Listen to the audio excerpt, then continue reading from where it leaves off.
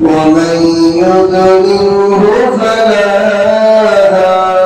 هادي له ونشهد أن لا إله إلا الله لا خالق إلا الله ولا مالك إلا الله ونشهد أن سيدنا وسندنا وحبيبنا وطبيب قلوبنا ومولانا محمدا عبده ورسوله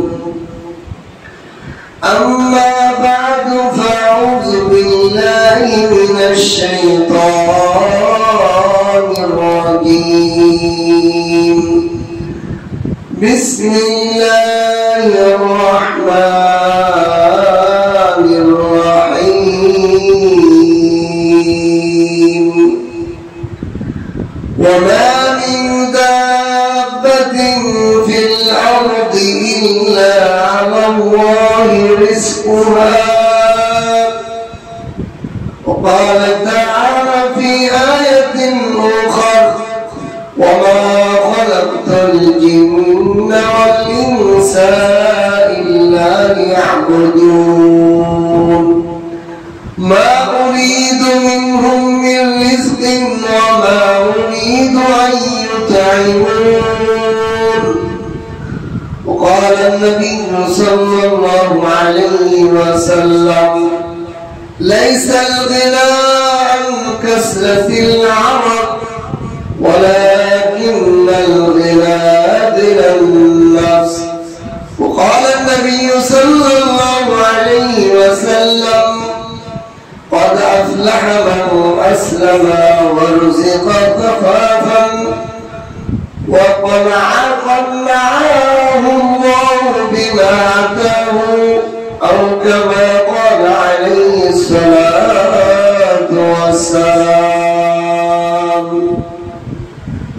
بارك الله لنا ولكم في القرآن العظيم ونفعنا وإياكم بالآيات والذكر الحكيم سبحانك لا علم لنا إلا ما علمتنا إنك أنت العليم الحكيم ربي زدني علما ربي زدني علما ربي اشرح لي صدري ويسر لي أمري واحلل عقدة من لساني يفقهوا قولي دوچی جات میرا خوشد جوڑ جوڑ ایک آبدالات گل خواب گوڑ دوچی جات میرا خوشد جوڑ جوڑ ایک آبدالات گل خواب گوڑ اللہ تعالی লাখ কোটি শুকর সুজুদ মহান রব্বুল আলামিন আমাদেরকে দয়া করে মায়া করে শাওয়াল মাসের প্রথম জুমা আদায়ের উদ্দেশ্যে আল্লাহর ঘর মসজিদে উপস্থিত হওয়ার জন্য তৌফিক দান করেছেন এজন্য অন্তঃস্থল থেকে কালিমাতুশ শুকর আদায় করে আলহামদুলিল্লাহ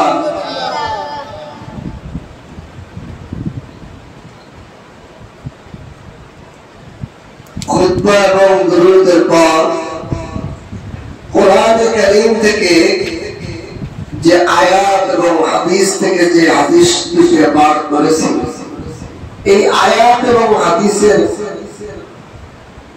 মাধ্যমে আমি একটা বিষয় নির্ধারণ করেছি সেটা হলো পৃথিবীর সকল মানুষ ধনী হতে চায় কিন্তু আল্লাহ তাআলা সকলকে ধনী বানান না আল্লাহ তাআলা এই পৃথিবীর বুকে মানুষকে কেউকে ধনী, কেউকে গরিব, কেউকে মধ্যবিত্ত বানানো, কিন্তু এমন কোন মানুষ নেই সে চায় না যে আমি ধনী হই।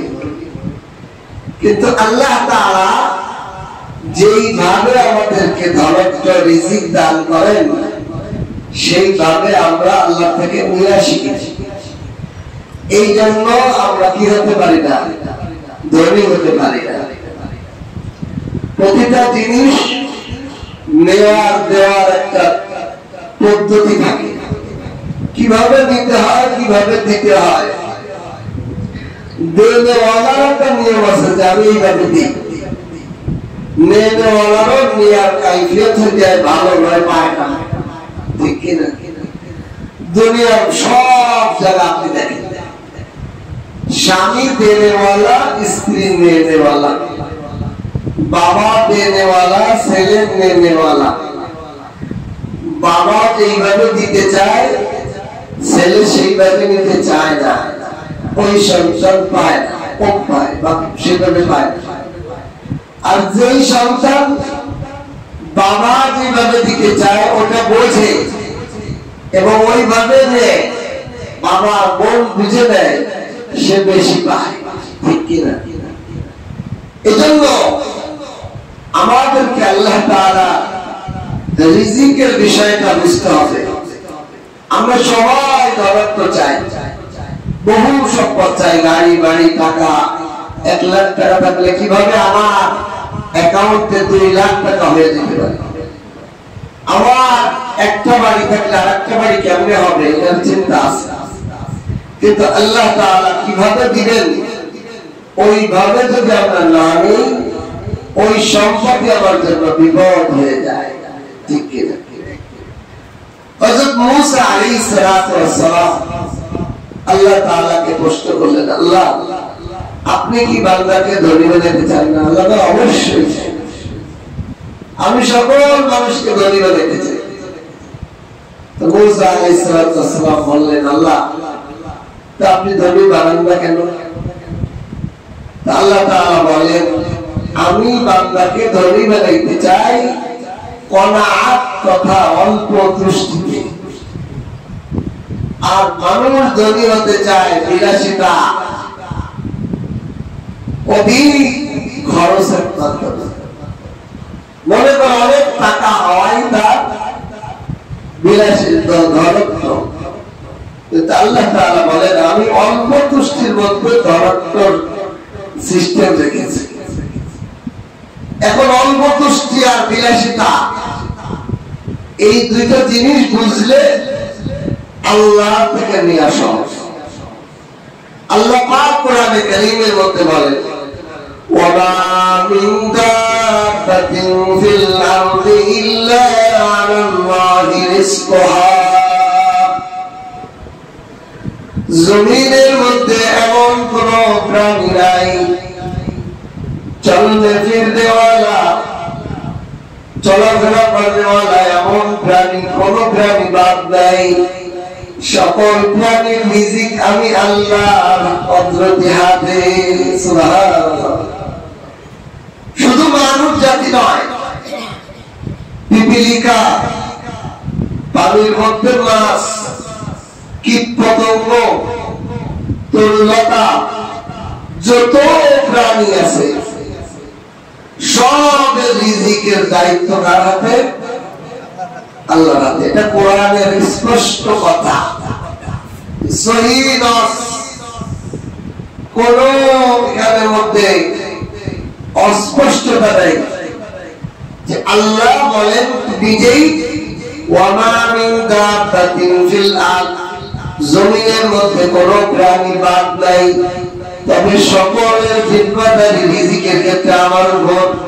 আল্লাহি রিজকুহা, আমি আল্লাহর দায়িত্বে সমস্ত প্রাণীর রিজিকের দায়িত্ব। কারো দায়িত্ব দেই নেই, এখানে বেজানটা দেয় না, বিশৃঙ্খলা করে ফেলবো। সাধারণ থেকে সাধারণ আমি একটা জিনিস চিন্তা করলাম, যদি এইটা রিজিকের সামান্য একটা পার্ট যদি কারো দায়িত্ব দেওয়া হয়, তাই কত উল্টো পাল্টা। যেমন দেখেন এই যে কোনাবাড়ি বাজার, এই বাজারে কে মরিচ বেচবে, কে মাছ বেচবে, কে চাউল বেচবে, কে চা বেচবে, এটা যদি কোনো মানুষের হাতে হয় তো যাবে চা বেচবা সে মানব, তার কাছে ভালো লাগে তার মাছ বেচতে, এতটাই মোটা। যার কাছে মরিচ বেচতে ভালো লাগে সে তো টাইম বেস্ট করতেছে। এটা কার মাধ্যমে বর্তন বলেন? আল্লাহ। এবার কার মাধ্যমে? সমাজে যদি আপনার মানুষের হাতে থাকতো যে তুমি সমাজে ডাল মিস্ত্রি থাকবা, তুমি আর কোনো কাজ করতে পারবা না, এই বন্টন কেউ করে দিলে মানত। কিন্তু রাজমিস্ত্রির অভাব আছে, কাঠ মিস্ত্রির অভাব আছে, ইলেকট্রিক মিস্ত্রির অভাব আছে, সকল সেক্টরে মানুষ আছে, তার দিলের মধ্যে ঢেলে দিয়েছে আল্লাহ। ওটা ওই মজায় সে ওই কর্ম করে, ওই সেবা সমাজের দেয়। এটা কোনো মানুষের হাতে দেবে, কারণ এটা যদি মানুষের হাতে দিত, ধরেন একজন নেতা, তার হাতে এটা দায়িত্ব দেওয়া হয়েছে বাজারে কে কেমন ব্যবসা করবে, কিসের দোকান দেবে, এটা বলবে।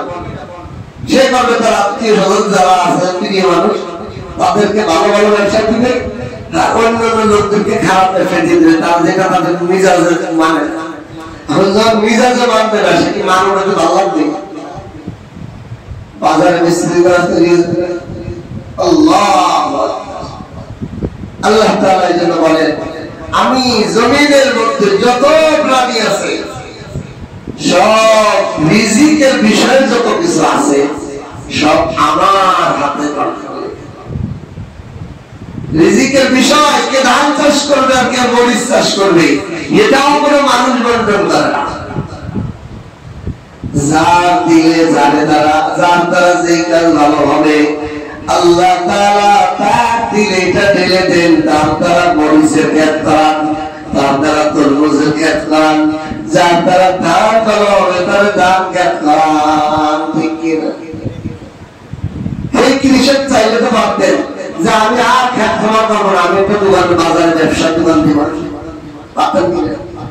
কিন্তু তার দিলের মধ্যে মালিক ঢেলে দিয়েছেন যে না, তোমার ধান চাষ করলে বেশি লাভবান হবা, ধান চাষ করতে তোমার জন্য ভালো।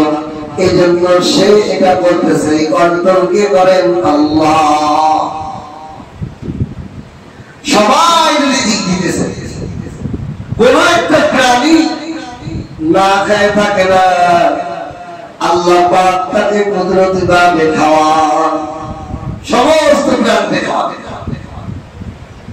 কিতাবের মধ্যে ঘটনা লেখে, এক ডাকাত দল ডাকাতি করিয়া একটা বাগানে জঙ্গলে খেজুর গাছের তলায় নিচায় বসে মাল বন্টন করতেছে, ভাগাভাগি করতেছে। তখন হঠাৎ দেখে ওই লিডার যিনি, তিনি বারে বারে দেখতেছেন একটা কাক উড়ে উড়ে মরা গাছ খেজুর গাছের মাথার উপরে এসে বসতেছে, আবার চলে যাচ্ছে, আবার বসতেছে, আবার চলে যাচ্ছে। তো যাওয়ার পর তিনি মনে মনে বললেন, উপরে কি পাঠিয়ে না আসতেছে কেন? একটা সদস্য উঠেছে, দেখো উপরে কি। উপরে উঠে দেখে একটা অজাগার সাপ আ করে রয়েছে, তার দুই চোখ অন্ধ। বলেন সুবহান। কাকটা কি করতেছে? কাকটা খেজুর গাছের থেকে খেজুর আইনিয়া ওই অজাগর সাপের মুখের মতো দিতেছে আর ও খাইতেছে। বলেন সুবহান। রিজিকের মালিক কে?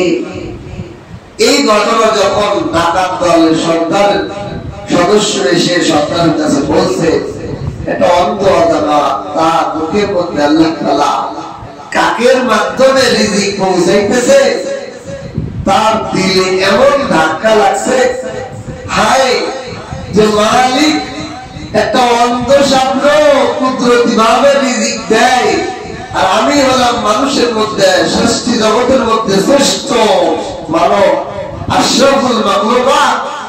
আমি এই অন্যায় রাহাজানি ডাকাতি চিন্তাই করিয়া মানুষের কাছ থেকে কষ্ট দিয়ে আমি রিজিক আনি, টাকা পয়সা আনি, আমি কতই রাখা যে আল্লাহ আমার আপনার সমস্ত প্রাণী রিজিকের দায়িত্ব নেই। সঙ্গে সঙ্গে সে তওবা করে আল্লাহ ফিরে আসছে। আল্লাহ তাআলা হাজারো ঘটনা আমাদের সামনে এনে রাখেন। রিজিকের দায়িত্ব একমাত্র কার হাতে? আল্লাহ। আল্লাহ থেকে নেওয়া শিখতে হবে, আল্লাহ কিভাবে দেন এটা বুঝতে হবে। এখন আল্লাহ তাআলা বলেন জমিনের বুকে যত প্রাণী চলাফেরা করনেওয়ালা প্রাণী আছে, পোকা মাকড় কীট পতঙ্গ, প্রত্যেকের রিজিকের দায়িত্ব আমার হাতে। 2 নম্বর, আল্লাহ পাক অন্য আয়াতে বলেন ওয়ায়াবসুতুর রিজকা লিমান ইয়াশা ওয়া ইয়াকদির। আমরা আল্লাহর মনে যা চাই, যাকে চাই তাকে রিজিক বাড়িয়ে দেই, যাকে চাই কমায়া দেই। সুবহানাল্লাহ। আমি আল্লাহ আমার মনের চাহ। কোন বান্দা চেষ্টার মাধ্যমে কোটি টাকার মালিক হতে পারে না, বরং একটা টাকাও ইনকাম করতে পারে না আমি আল্লাহ না চাই। তাহলে চেষ্টা আপনার দায়িত্ব, কিন্তু চেষ্টা করলেও আল্লাহ যদি না লেখে রাখে, আল্লাহ বলে আমার ইচ্ছা, আমি যাকে চাই সম্পদ বাড়িয়ে দেই, যাকে চাই কমাইয়ে দেই। এখন আল্লাহই দেন। এক কথা বললাম যে সমস্ত রিজিক দাতাকে আল্লাহ। এগুলো অস্বীকার করলে ঈমান থাকবে? রিজিকের মালিক কে? আল্লাহ। আল্লাহ তাআলা সমস্ত রিজিকের মালিক, কিন্তু আল্লাহ কাকে বেশি দিবেন কাকে কম দিবেন এটা আল্লাহর ইচ্ছা, এটা বান্দার কোনো হাত নেই। কারণ আল্লাহ বলেন ওয়ায়াবসুতুর রিজকা লিমান ইয়াশা ওয়া ইয়াকদির। আমি যাকে চাই তাকে রিজিক বাড়িয়ে দেই, যাকে ইচ্ছা তাকে কমিয়ে দেই। এখন নীতিমালা কি? পুরো রিজিকটা হলো আল্লাহ। আমার আল্লাহ যাকে ইচ্ছা কমায় দেন, বাড়ায় দেন। আমি যদি ধনী হতে চাই, আল্লাহ তাআলা বলেন ধনাত্মক সিস্টেম রাখছি আমি অল্প তুষ্টির মধ্যে। এখন আমাকে আল্লাহ যা দেন ওটা থেকে আমি একটু কম খরচ করব, কৃপণতা নয়। আমাকে আল্লাহ 10 টাকা দিয়েছে, আমি 2 টাকা খরচ করে 8 টাকা জমাই, এটা কৃপণতা হয়ে যাবে। আমাকে আল্লাহ 10 টাকা দিয়েছে, আমি 9 টাকা বা 8 টাকা খরচ করছি, আর 1 টাকা বা 2 টাকা সঞ্চয় করছি। তাহলে আপনি জিন্দেগিতেও অভাবী হবেন না, বরং ধনাত্মক রাষ্ট্র থাকবে আপনার কাছে। এটা একটা উদাহরণ দিয়ে বলবেন। আমার নিজের বাস্তব জীবনের অভিজ্ঞতা থেকে বলছি, অন্যের অভিজ্ঞতা নয়। আমার ছাত্র জীবনে এমন একটা টাইম গেছে যে একটা পয়সাও আমার কাছে নাই 2-3 মাস, একটা পয়সা এটাও নেই। আমি যখন আমার উস্তাদের কাছে গেলাম ইসলামের অর্থনৈতিক কি সিস্টেম, আমার কাছে টাকা থাকে না কেন, আমার হয় কেমন হয়, এটা আল্লাহ পাকের নীতিমালা আমার কি আছে। অনেকজন উস্তাদের সাথে আলোচনা করার পর যেই শান্তিতে আমি পেয়েছি যে মুসা আলাইহিস সালাম যে আল্লাহর সাথে কথোপকথন করেছিল, এই যে নীতিমালা যে আল্লাহ বলছে আমি কনাতের মাধ্যমে ধরত্ব বলে দেই বান্দাকে, আর বান্দা বিলাসিতার মাধ্যমে চায় যেন ধনী হতে পারে। এই দুইটা নীতিমালা ফলো করলেই কখনো আপনার হাত খালি হবে না। আমি ওই দিন থেকে আমার কাছে যদি 2 টাকা আসে, আটা নাও, চারা নাও, 10 টাকা হলে 1 টাকা 2 টাকা, আমি মনে করি যে খরচ হয়ে গেছে, আলাদা কণা ফান্ড বানিয়েছি। কি ভাই, আপনি 10,000 টাকা বেতন পান, আমি 500 টাকা একটা ফান্ড বানান, কোন ফান্ড। আপনি 20,000 টাকা বেতন পান, 1,000 টাকা আপনি কণা ফান্ড রেখে দেন। আচ্ছা বলেন, একটা মানুষ যদি 20,000 টাকা বেতন পায়, 1,000 টাকা সে মনে করে দাঁড়াই গেছে বা খাইয়ে গেছে, মনে করে সঞ্চয় করে রাখে। 1 বছর পরে তার কাছে 5,000 টাকা, 12,000 টাকা। তো সে যদি কোন সময় 2,000 টাকা দান দরকার, 3,000 টাকা দান দরকার, তার কাছে ফান্ড আছে কিনা? এই ফান্ড থেকে সে আবার ধান দেবে, নিজের ফান্ড নেই, কিন্তু এই কলা ফান্ড থেকে যদি সে ধার নিয়ে চলে, আমার বেতন পাইলে এটা আবার পরিশোধ করে দেয়, আমার কলা ফান্ডে প্রতি মাসেই থেকে থাকে, এক সময় তার কাছে লাখ টাকা হইতে কোনো টাইম লাগবে। আল্লাহ যা রিজিক দেয় তার থেকে একটু সঞ্চয় হয়। আমাদের সমাজে এই রমজান মাসেও একটা যুবক আসছে, হুজুর বিয়ে করতে পারতেছি না, কেন? ঋণের জলজানিতে, টাকা নাই, পয়সা নাই, কিভাবে বিয়ে করবো? আমি বললাম কি অর্থনৈতিক সিস্টেম বোঝেন? আপনি মাসে কত টাকা কামান?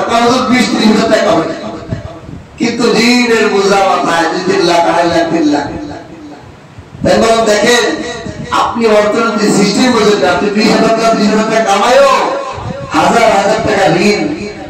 আর অনেক মানুষ আছে যারা এই অর্থনীতি বোঝে, তারা মাসে 10,000 টাকা কামায়ও মাসে তাদের কাছে 2-3 লাখ টাকা ফান্ড আছে, নিজস্ব সঞ্চিত আছে।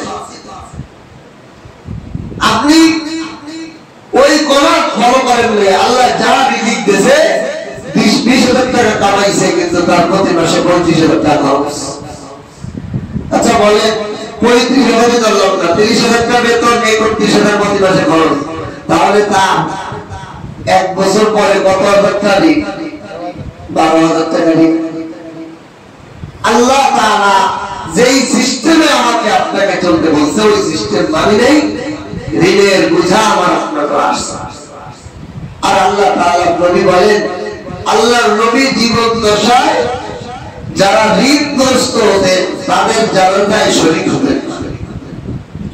ঋণ নিয়ে যে মারা যায়, সে ওই ঋণ যার কাছে ঋণ পায়, যে তার কাছে ঋণ পায়, সে যতক্ষণ পর্যন্ত মাফ না করবে ততক্ষণ পর্যন্ত তার জান্নাতে যাওয়া ঝুলে থাকে। এখন বলেন, নবী করিম সাল্লাল্লাহু আলাইহি ওয়াসাল্লাম তার জানাজায় যাইতেন না, সাহাবাদের বলতেন তোমরা পড়িয়ে দাও, তোমরা জানাজা দাফন করে দাও। কেন? স্বয়ং নবীও যদি তার ব্যাপারে সুপারিশ ক্ষমা প্রার্থনা করে, মাফ হয় না যতক্ষণ পর্যন্ত যার কাছে সে মাফ না করে। এই জন্য রাসূল বলেন, আমি তাহলে দোয়া করলাম কি, আমার তো দোয়া কাজ হবে না, তার ঋণ যার কাছে ঋণী সে মাফ না করে। এই জন্য জিন্দেগিতে আল্লাহ তাআলার এই ফর্মুলা, কনাআতের ফর্মুলা, যে আল্লাহ তাআলা আমাকে যতটুকু রিজিক দিয়েছে আমি তার থেকে একটু কম খরচ করব, আল্লাহ তাআলা আমার রিজিকের মধ্যে বরকত দিবেন। বলেন সুবহানাল্লাহ। আমার ছাত্র জীবনে যখন আমি এই আমল শুরু করলাম, তখন আমার বাসা থেকে 500 টাকা দিয়েছে, 200 টাকা দিয়েছে, আমি তার থেকে 150, 20 টাকা, 10 টাকা সঞ্চয় করা শুরু করলাম। 1 বছরের মাথায় এমন হলো যে আমাকে বাড়ি থেকে 200 টাকা 500 টাকা মাসিক খরচ দেয়, খরচ। আর আমার পাশে একটা ছাত্র, তাকে তার আব্বা হলো নেপালের রাষ্ট্রদূতের ড্রাইভার, তাকে প্রতি মাসে 3,000 টাকা খরচ দেয়। সে মাসের 20 তারিখে এসে আমার কাছে ধার চায়, ভাই আমিন ভাই আমাকে 2,000 টাকা ধার দেন, আমার বাবা টাকা পাঠাইলে আবার আপনাকে দিন। আমি তাকে 2,000 টাকা ধার দেওয়ার মধ্যে আমেরিকা আমার হয়ে গেছে, অথচ আমাকে বাড়ি থেকে 200 থেকে 500 টাকা দিত, কোন সময় 200, কোন সময় 300, 500 এরকম। আর ওই ছাত্র ভাইকে 3,000 টাকা দিত, মাসের 20 তারিখে তার কাছে হাত খালি, আমার থেকে 2,000 টাকা ধার নিত, আমার টাকা আসে আমারটা পরিশোধ করতো। সে সবসময় ঋণেই জড়িত, আর আমি 500 টাকা বা 200 টাকায় ঋণে তো জড়িত নয়, বরং আরো মানুষকে কর্জে আসারা দিতে পারতাম। বলেন সুবহানাল্লাহ। বুঝার জন্য বলতেছি, আমাদের এই সমাজ অনেক মানুষ এমন আছে, লক্ষ টাকা কামায় কিন্তু কোটি টাকা ঋণ রাখে, লাভটা কি লাভ? এই যে টেনশন যুক্ত, টেনশনে মাথা চুল থাকে না, অসুস্থ হয়ে যায়, মন মেজাজ খারাপ, খিটখিটে মেজাজ, এই ঋণের কারণে বিবির সাথে ঝগড়া করে, বাচ্চাদের সাথে ঝগড়া করে, হয় কিনা? আমি ঋণে জড়িত, কারো কথা ভালো লাগে। কেন আপনি ছোট্ট এই জিন্দেগি আল্লাহ তাআলা দিয়েছেন, আমাকে আপনাকে যতটুকু রিজিক দিয়েছেন, ওই রিজিকের মধ্যে আপনি সন্তুষ্ট হন, অল্প খরচ করেন। আপনি গরুর গোস্ত দেখাইতে পারেন না, আপনি পোল্ট্রি খান। আপনি পোল্ট্রি কিনে খাইতে পারেন না, মুরগির ডিম কিনে খেলে কেন মরে যাবেন বলেন? একটু আপনি যদি আল্লাহ আমাকে যে অ্যাবিলিটি দিয়েছে, আমার অনেকে আছে আমার এরকম হওয়া যাবে না। আপনাকে আল্লাহ গোস্ত কিনে খাওয়া তো দিচ্ছে, আপনি খালি ডিম দেখা কাঁচা মরিচ দেখা, তাহলে এটা আপনার রিজিকের কি হবে? না সকল হবে। আল্লাহ তাআলা আপনাকে যেই পরিমাণে অ্যাবিলিটি দিয়েছে, সেই অ্যাবিলিটি প্রকাশ এই ঈদের দুই যুবক আসছে ইঞ্জিনিয়ার, যে হুজুর আমরাও ঈদের জামা কাপড় দেই না, পরিবারের কোন মেয়ে ছেলে কাউরে জামা কাপড় কিনে দিই, ঠিক করছে কিনা? আমি বলছি মাথা খারাপ হয়ে যেতে পারে, আপনার মাথা খারাপ হয়ে গেছে। আল্লাহ তাআলা আপনারা মাসে, আমি জানি তারা দুই ভাই প্রায় ইঞ্জিনিয়ার দুইজনই, মাসে 2-3-4 লাখ টাকার মতো তাদের ইনকাম আছে, কিন্তু তারা এই রিজিক প্রকাশ করবে না। ঈদে করে জামা কাপড় কামে না, সব শেয়ার ড্রাপ করে ঈদ করে। এটা আল্লাহ ইসলামের নিয়ম। আল্লাহ রাসূল সাল্লাল্লাহু আলাইহি ওয়াসাল্লামের কাছে এক সাহাবী আসছে, পোশাক ছিন্ন এমন পোশাক, আল্লাহ রাসূল যখন কোন দান হাদিয়া আসতো, আল্লাহ রাসূল হাদিয়া দিতেন, দান করতেন। তো ওই জীর্ণ শীর্ণ মানুষটা ওই সাহাবীকে দেখে আল্লাহ রাসূল তারে একটা উট দান করতে গেলেন, একটা উট দিতে বলেন, তার কিছু হাদিয়া দিয়ে দিলেন। ইয়া রাসূলুল্লাহ, না আমার কোনো প্রয়োজন নাই, আমার প্রায় 100 মতো উট আছে। সুবহানাল্লাহ। কিন্তু তার পোশাক দেখে মনে হচ্ছে যে কাঙ্গাল, আর একটা উট কি একটা উটের লেজও নাই তার কাছে, পোশাকে পোশাক। আল্লাহ রাসূল ধমক দিলেন, হে আল্লাহর বান্দা, আল্লাহ যে তোমাকে রিজিক দিয়েছে, আল্লাহ যে তোমাকে সম্পদ দিয়েছে, তোমার শরীরের মধ্যে এই সম্পদের কোনো আসর নেই, মানুষ বিভ্রান্ত হবে, তুমি তো নাশকর বান্দা। তোমাকে যে আল্লাহ সম্পদ দিয়েছে, এই সম্পদ যদি তোমার চেহারায়, তোমার পোশাকে প্রকাশ পায়। আমাদের ইমাম আবু হানিফা রাহমাতুল্লাহ আলাইহি, উনি কত বড় সম্পদ ছিলেন, ওনার 60,000-এর মতো কর্মচারী ছিল ওনার ফ্যাক্টরিতে, ধনী ছিলেন। উনি যে জুতা পরিধান করতেন, ওই জামানার বাদশাহ এই জুতা পরিধান করতেন। প্রতিদিন একটা করে নতুন জামা প্রতিদিন পরতেন, পরের দিন সদকা করে দিতেন, প্রকাশ রাখতেন। এটা হলো সকল। হ্যাঁ, আপনার অ্যাবিলিটি আছে, আপনার ঘরের মধ্যে 100 জামা, 100টা পোশাক আপনার কাছে আছে না, এটা খারাপ। আপনি নতুন জামা প্রতিদিন একটা করে পরেন, পরের দিন দান করে দেন, 2-1টা রাখেন, আপনাকে আল্লাহ অ্যাবিলিটি দান করছে, আপনি ফেলে রেখে অপচয় করেন। আল্লাহ আপনাকে অ্যাবিলিটি দিয়েছে, আপনি খান, আপনার ভালো খাওয়ার অ্যাবিলিটি আছে, খান, পরিবারকে খাওয়ান, আশেপাশে গরিব দুঃখীদেরকে খাওয়ান। আপনার দল দিয়েছে, আপনি কিছু খান না, খালি যাও খেয়ে দিন, তাহলে তো হবে না, সকল হলাম। আল্লাহ যে আপনাকে একটা জিনিস দিল, আপনি এটাকে গ্রহণ করলেন না, আমি কোনো চেয়ে দিয়ে খাবো না, তাহলে আল্লাহ আপনার না সকল বান্দা হলেন। হাজারো মানুষকে এই জন্য দেখবেন আমাদের সমাজে না সকল হওয়ার কারণে কি হয়েছে, কোটি টাকার মালিক এক পিস গোস্ত এটা কোনো দিকে, আর যে গোস্ত কিনতে পারে না, ওরা 2 কেজি দিলেও খাওয়ায় না হবে না, 2-3-5 কেজি গোস্ত খেয়ে নিতে পারে, যার অ্যাবিলিটিটাই সে খুব খেতে পারে। আর যে অ্যাবিলিটি আছে, সে এক পিস গোস্ত খেতে পারে। কোটি টাকা কামানোর পরে কি লাভ হইল, যা আপনি আল্লাহ তাআলা নিয়ামত ভোগ করতে পারবেন না। এর একমাত্র কারণ হলো নিয়ামত পাওয়ার পর নিয়ামতের শুকর হয়নি, এই জন্য আল্লাহ তাআলা তার থেকে ছিনিয়ে নিয়েছেন।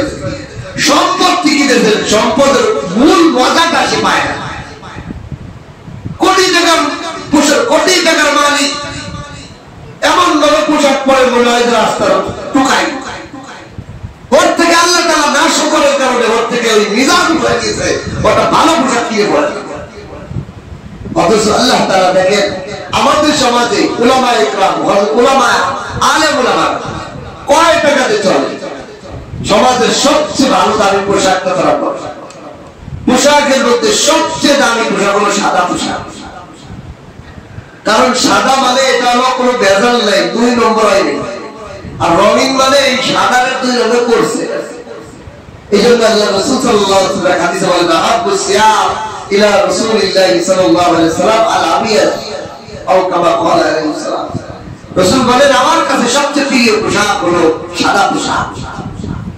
এই জন্য আল্লাহ তাআলা আপনাকে আমাকে যতটুকু রিজিক দিয়েছেন আলহামদুলিল্লাহ বলা, ওই রিজিক অনুযায়ী ওই সময় এটা ভোগ করা যতটুকু অ্যাবিলিটি আছে। আপনি 1 লক্ষ টাকার মালিক, আপনার জন্য 1 লক্ষ টাকার অ্যাবিলিটি অনুযায়ী আপনার শরীরের পোশাকটা হয়। আপনি কোটি টাকার মালিক, আপনার পোশাকের জন্য আপনার কোটি কোটি বোঝায়। আপনি ওই একটা সাধারণ গেঞ্জি একটা শার্ট স্বাভাবিক ভাবে পরে রয়েছেন, এটা আপনার শকর হলো না। আবার বিলাসিতাও নয়, অপচয় নয়, যেটা আপনার আছে 1 লাখ টাকা, আপনি কোটি টাকার পোশাকের মতো পরে রয়েছেন। আপনার অ্যাবিলিটি 5,000 টাকার একটা পোশাক পরা, আপনি 1 কোটি টাকা দামের পোশাক কিনে বসে রয়েছেন। বিলাসিতাও নয়, প্রতিটা জিনিসের বাইরে মধ্যম পন্থা।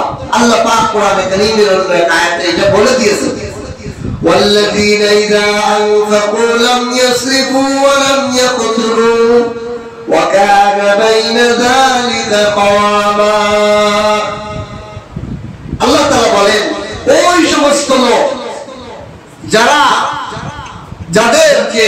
যারা খরচ করে, যাদেরকে আমি রিজিক দিয়েছি, তারা তার রিজিক থেকে খরচ করে কিভাবে? লাম ইয়াসরিফু, তারা অপচয় করে না, ওয়া লাম ইয়াকতুরু, তারা কৃপণতাই বিলাসিতাও করে না, অতিরঞ্জিত করে না, ওয়া কানা বাইনা যালিকা কাওয়ামা, তারা মধ্যম পন্থায় খরচ করে। আল্লাহ তাআলা যে পরিমাণ রিজিক দিয়েছে, এই রিজিকের বিষয়টা বুঝে তারা মধ্যম পন্থায় চলে। আল্লাহ তাআলা বলেন, তারা আমার মেধাবী। এই জন্য আল্লাহ তাআলা আমাদের সকলকে রিজিক দেন কম বেশি, এটা আল্লাহর ইচ্ছা। আপনি চেষ্টা করে পাবেন না, কিন্তু আমাকে আপনাকে যতটুকু দিবেন ততটুকের মধ্যে থেকে একটু কনাআত মধ্যম পন্থায় চলতে। মধ্যম পন্থা অবলম্বন করলে কোনদিন মানুষ রিজিকের ঋণগ্রস্ত হয়।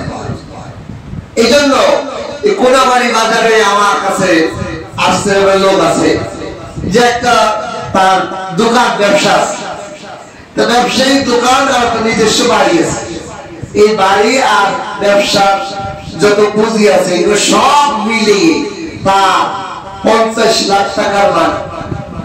সব মিলিয়ে কত টাকার মালিক? 50 লাখ টাকার মালিক। কিন্তু তার মাথার উপর 80 লাখ টাকার ঋণ। আচ্ছা বলেন, এই 50 লাখ টাকার মালিক হওয়া থেকে আমি আপনি যারা 1 টাকাও ঋণ নেই, দিন আনি দিন খাইতে, সে আর ভালো না। কারণ এই লোকটা পুরো সম্পত্তি, বাড়ি, দোকানপাট বিক্রি করে, পজিশন বিক্রি করে যদি ঋণ দেয়, তারপরেও 30 লাখ টাকা ঋণ নিয়ে রাস্তার ভোগী কিনলে যা আয় হয় তার থেকে বেশি খরচ করে। আপনি ঘটনাগুলো এদের সাথে বসেন, জিজ্ঞাসা করেন, ভাই আপনি এত ঋণ হলেন কেমনে? খাইতেই থাকে, মানে কতটুক আমাকে আল্লাহ রিজিক দিয়েছে সেটার হিসাব নেই। খরচ করতেই আছে, লিমিট নাই। আল্লাহ তাআলা আমাকে কতটুক দিল, আমি কতটুক খরচ করতেছি, এই হিসাবটা আপনি রাখেন সবসময়, যে আল্লাহ আমাকে এই মাসে এতটুকু ইনকাম দিয়েছে, 10,000 টাকা, আমি 9,000 টাকার মধ্যে আমার সংসারের খরচটা সাজাবো। কিভাবে সাজাবো এটা অনেকে বলছে না, কেমনে করবো, আমার কত লাগে। আমি বলেন, এইবার তাহলে আপনার কি খাদ্য লাগে এটা আমার বলেন। আপনি চাউল কেমন মিনিকেট খাই 1500 টাকার বস্তা, আমি তো 300 টাকার বস্তা খান, 28 খান, লাল চাল খান, আপনি 2000-1000 টাকা কমে খান, এনে 1000 টাকা সেভ হবে না। এ খাইলে কি আপনি মরে যাবেন? বলেন, হাজার মানুষ খাইতেছে না। আল্লাহ আপনারা যেটুকু দিচ্ছে তার থেকে একটু আপনি হালকা কমাই গেলে তো আপনি মরে যাবেন। হ্যাঁ, আপনার যখন অ্যাবিলিটি হয় আপনি মিনিকেট খান, বাসমতি চাল খান, আরো দামি চাল খান, অসুবিধা নেই। কিন্তু আপনাকে আমাকে যতটুকু আল্লাহ তাআলা অ্যাবিলিটি দিয়েছে, সেই অ্যাবিলিটির মধ্যে একটু সাশ্রয় হবে।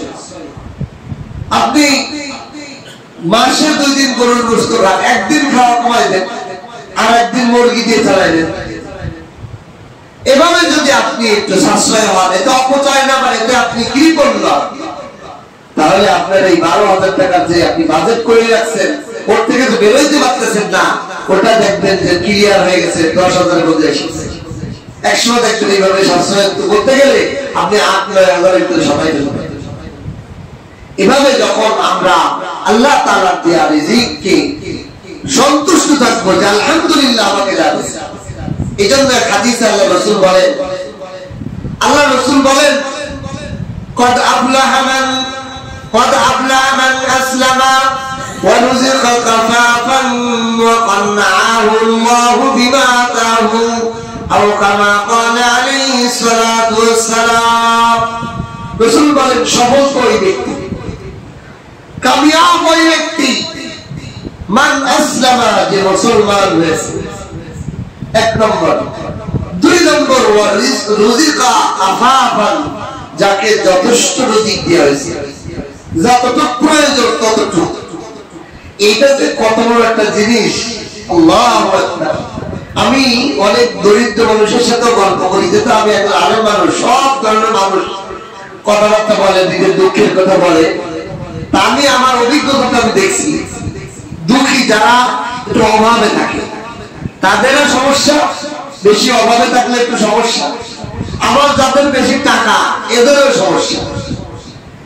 এই জন্য আল্লাহ তাআলা বলেন সফল ওই ব্যক্তি, 1 নম্বরে মুসলমান হয়েছে, 2 নম্বরে যাকে যথেষ্ট রিজিক দিয়েছে। যথেষ্ট রিজিক মানে যা প্রয়োজন তা হয়ে যায়, অভাব থাকে না, সঞ্চয় থাকে। এরকম নাই ব্যাংক ব্যালেন্স, লাখ লাখ টাকা ব্যাংক ব্যালেন্স নাই, আবার 1 টাকা ঋণও নাই। এই যে রিজকান কাবাবা, যতটুকু চলে সেতটুকু আছে, যেটা যখন প্রয়োজন ওটা মিটে যায়, আল্লাহ তাআলা ব্যবস্থা করে দেয়। এই রিজকান কাবাবা, যথেষ্ট রিজিক যাকে দেওয়া হয়েছে সে সফল কাম। 3 নম্বর হলো ওয়াকান্নাহু আল্লাহু বিমা তাহু, আল্লাহ যাকে অল্প তুষ্টির নিয়ামত দান করছে, আল্লাহ যা দেছে, আল্লাহ তাকে যা দেছে এতে অল্প তুষ্টিতে, সে অল্প তুষ্টির নিয়ামত যাকে দান করছে সেও সফল কাম। এই 3টা জিনিস যে পেয়ে গেছে সে সফল কাম।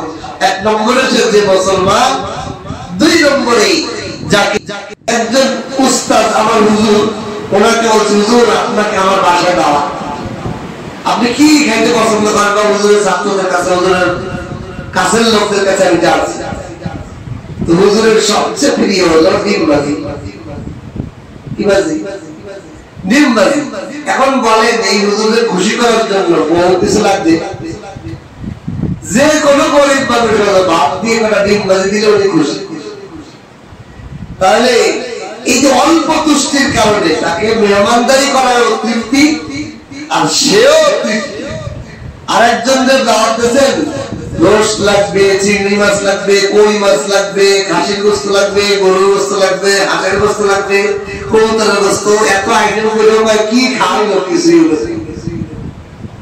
আরো লাগবে। তাহলে এরা কি জীবন গড়েও কোনোদিন মেহমানদারি করে শান্তি পাওয়া যাবে? কখনোই পাওয়া যাবে। এই জন্য অল্প তুষ্টিটা এমন, অল্প তুষ্টি যার মধ্যে আছে তাকেও মানুষ ভালোবাসে, সেও পরিতৃপ্ত হয়ে যায়। আর যার মধ্যে লোভ কাজ করে বেশি বেশি বেশি, সে জীবনেও তার পরিতৃপ্ত হবে না। তার জন্য কি জন্য নাই, কি জন্য নাই, কি জন্য নাই। আর আপনি যদি চিন্তা করেন যে আমি তো আলহামদুলিল্লাহ আল্লাহ আমার যা দিয়েছে, আর কি দরকার, আলহামদুলিল্লাহ আলহামদুলিল্লাহ। আমার থেকে হাজারো মানুষ, আমার বাড়ি নেই, আমাদের কত মানুষের বাড়ি ঘরে নেই, বাড়ি ঘরে করবে তার জমিও নেই, এমনও মানুষ পৃথিবীতে আছে না। তার দিকে লক্ষ্য করে দেখেন, আপনি পরিতৃপ্ত হয়ে যান। আলহামদুলিল্লাহ আল্লাহ আমার একটা বাড়ি আছে, আমার একটা জমি আছে, এই জন্য পরিতৃপ্ত হয়ে যাওয়া, অল্পে তুষ্টি হয়ে যাওয়া, এটা বহু বড় নিয়ামত। আমাদের মা বোনদের মধ্যে ওই গুণ আসা দরকার, যেই মা বোনেরা অল্প তুষ্টি হয়ে যায় সেই পরিবারটা অল্প দিনেই সচ্ছলতা দাঁড়িয়ে যায়। মেয়েরা মহিলারা যদি পরিবারের মধ্যে অল্প তুষ্টি আলহামদুলিল্লাহ যা পাইছো আল্লাহ বেড়া তুমি এত কষ্ট দরকার নেই। অনেক মা বোনেদের আছে স্বামীকে বলে এত কষ্ট করো না, আমাকে আল্লাহ যা আছে তাই এসে এত দরকারের টাকা পয়সা তুমি থাকো, এই যে এটা হয় এটা দিয়ে চলে। আবার অনেকে আছে স্বামীকে বুঝায় কি করো মানে আমাকে করে এত কাজ, তুমি একটা কাজ নিয়ে দাও, তুমি একটা দোকান নিয়ে দাও, অমক তো গাড়ি বাড়ি করে আছে কত ধরনের ইনকাম করে, প্যারা দিয়ে দেয় প্যারা। কি লাভ এই দুনিয়ায় চলতে? কি লাগে?